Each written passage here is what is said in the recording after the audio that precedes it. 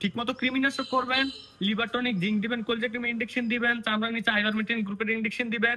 অনেকেই প্রশ্ন করে থাকে যে খামারে বকনা বাছুর থাকে, এগুলো হিটে আসে না, হিটে আসার জন্য কি কি খাবার দিতে পারে, কি কি মেডিসিন ইউজ করতে পারে, যদি সহজে বলে তাহলে মানুষ অনেক উপকৃত হবে।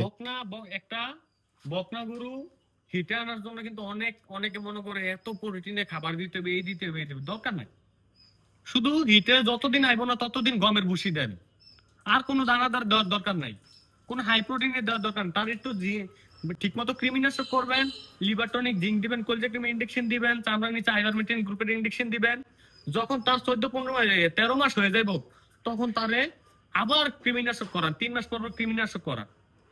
এর মধ্যে দানাদার শুধু গমের ভুসি, আর কোনো কিছু লাগবে না। হ্যাঁ, আর প্রচুর পরিমাণে ঘাস।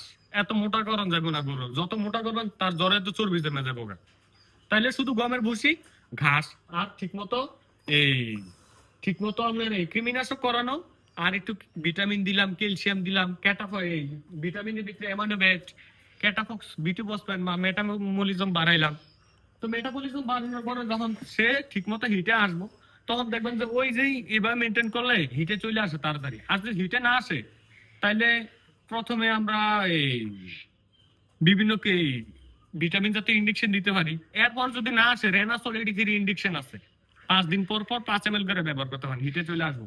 এরপর যদি হিটে না আসে, এই সারগুলো কিনে বাইন্দা রাখেন, এমনি হিটে আইসা করবো ফিরি এটা। আচ্ছা, আপনি তো হিটে আসলে যেগুলো রেগুলার বাচ্চা দেয়, প্রতি বছর বছর বাচ্চা দেয়, এগুলোকে আপনি হিটে আসলে কতদিন এর পরে, মানে আর সরি কত ঘন্টা পরে?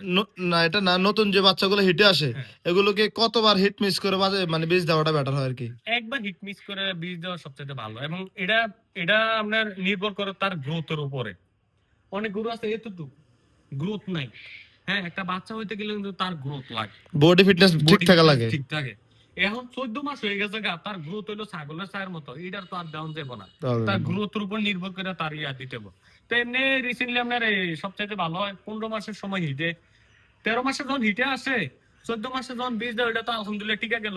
নাইলে 15 মাসের সময় যদি গ্রোথ খারাপ থাকে, 15 মাসে বীজ দিলে সবচাইতে ভালো।